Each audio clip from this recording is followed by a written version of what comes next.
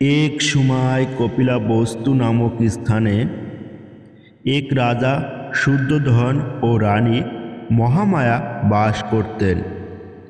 রানী মহামায়া লুম্বিনী উদ্যানে একটি সুন্দর শিশুর জন্ম দেন, যার নাম সিদ্ধার্থ।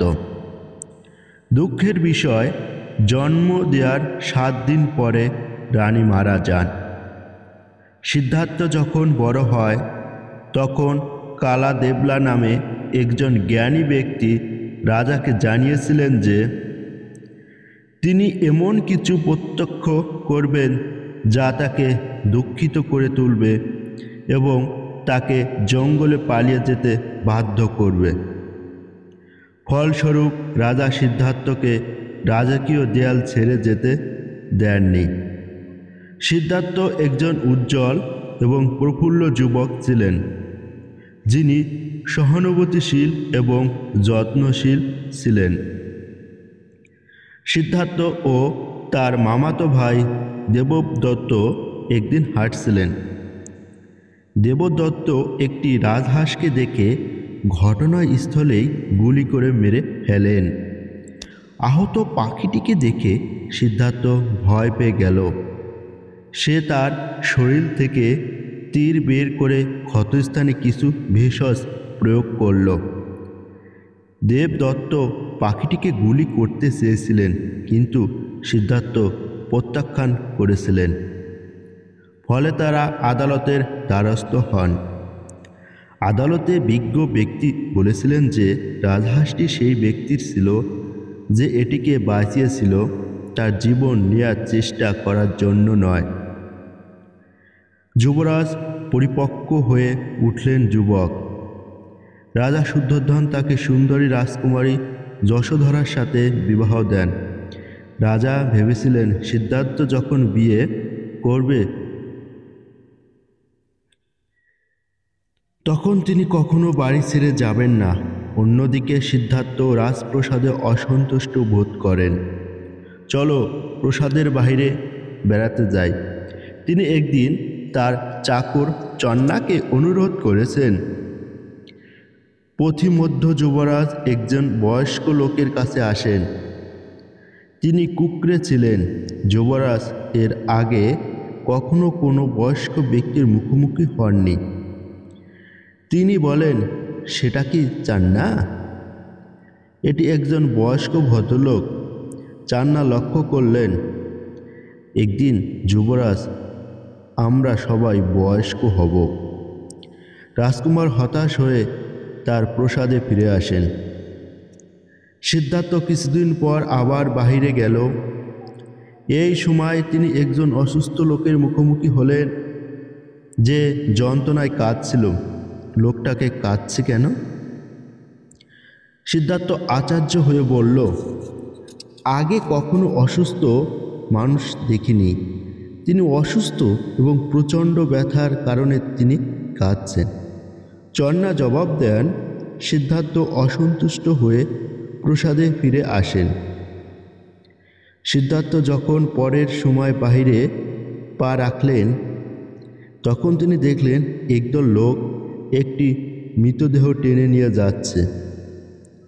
একদিন আমরা সবাই মারা যাব, চান্না বলেন। সিদ্ধার্থ ব্যাখ্যা করে যে তিনি একজন মৃত ব্যক্তিকে দেখছেন।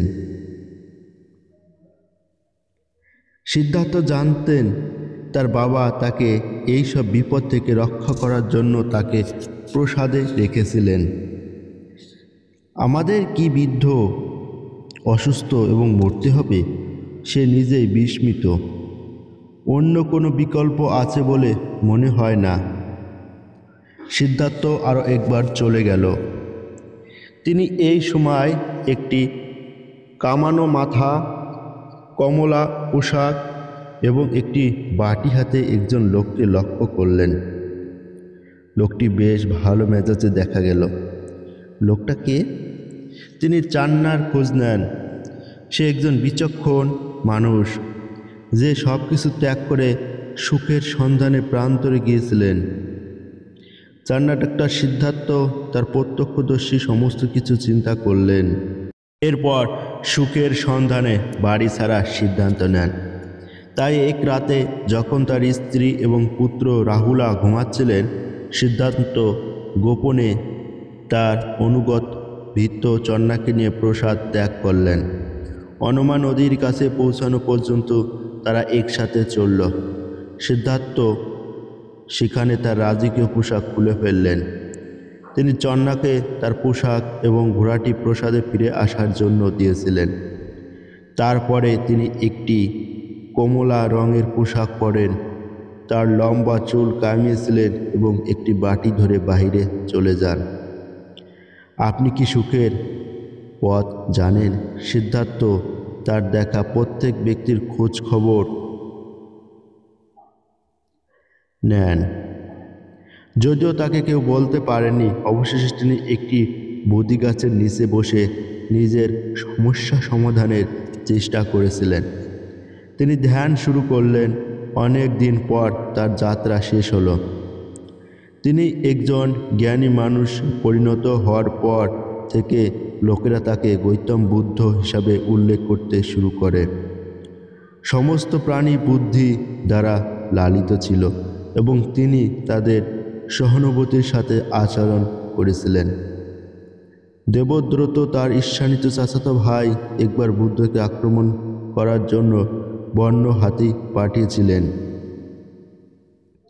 অন্যদিকে হাতিরা বুদ্ধকে দেখে হাঁটু গেড়ে বসে।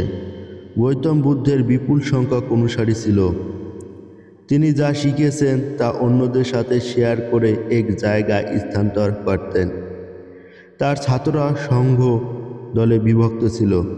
তিনি পরামর্শ দিয়েছিলেন যে একজনের কাছে যা আছে তাতে সন্তুষ্ট হয়ে এবং সমস্ত প্রাণীর সাথে সদয় আচরণ করে আনন্দ অর্জন করা যেতে পারে।